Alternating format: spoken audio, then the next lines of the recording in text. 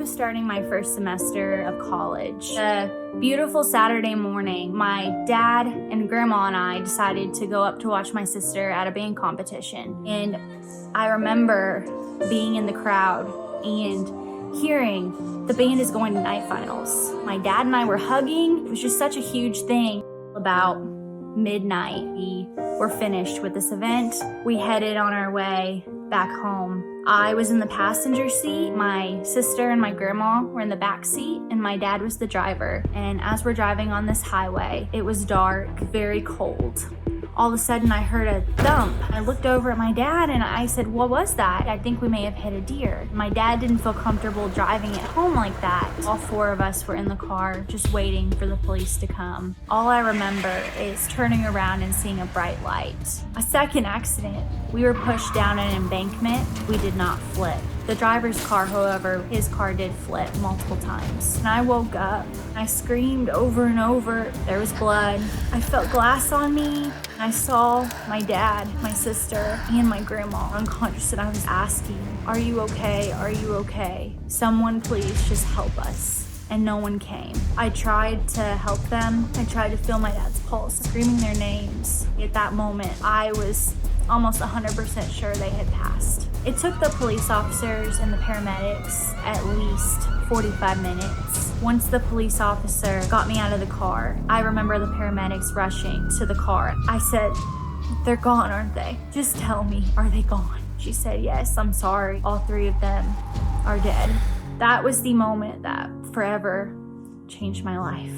I would never get to hear their voices again. I would never get to hug them. It was a nightmare, and it replays in my mind over and over. I saw the other vehicle, the driver. He looked like a young kid, and I just remember him sobbing and crying and said, "I'm so sorry." I fell asleep behind the wheel. They took the driver and I to the hospital. I remember them just being surprised. How does this girl survive such a horrible accident with just a concussion? I really didn't have any pain. I just felt numb. My mom and sister finally got to the hospital. I remember my mom whispering in my ear, "I'm so glad you're alive." And at that point, I didn't feel glad.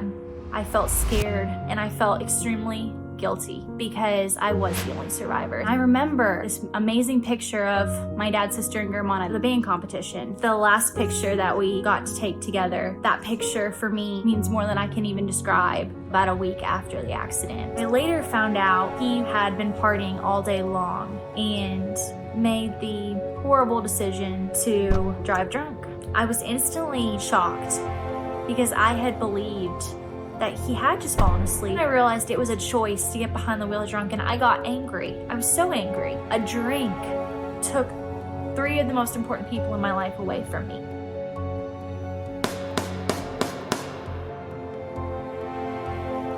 When he was sentenced, we were all invited to speak to him one-on-one. I had written 2 letters. One was nicer, one was very mean. I brought those 2 letters to court. I don't know what came over me, but I didn't take up either letter. Instead, I just started talking, pouring my heart out. I got up and I said, "It's okay, I'm gonna come give you a hug." And immediately he started sobbing, I started sobbing, and it was such a huge moment. And I felt so free. I felt like all of the anger I had been holding at the beginning of this horrible accident washed away. He served 3 years in prison. Drunk driving, it will always be a choice. And when you're choosing to get behind the wheel drunk, you have to be okay with knowing that there are consequences for your actions. Get an Uber or a Lyft, have your friends take the keys, spend the night where you are. After the accident, there was at least 2 years where I could not drive at night at all. I was having flashbacks, panic attacks, and I'm learning that I don't have to be okay all the time, and I still have days where I want to just crawl in a hole, and that's okay. To any other survivor, I just want to say you're not alone. Remember that you did go through hard things, but as time goes on, I hope that you'll continue to grow and learn from your experience. And just remember that it's okay. You don't have to be okay all the time. This is my survival story. What's yours?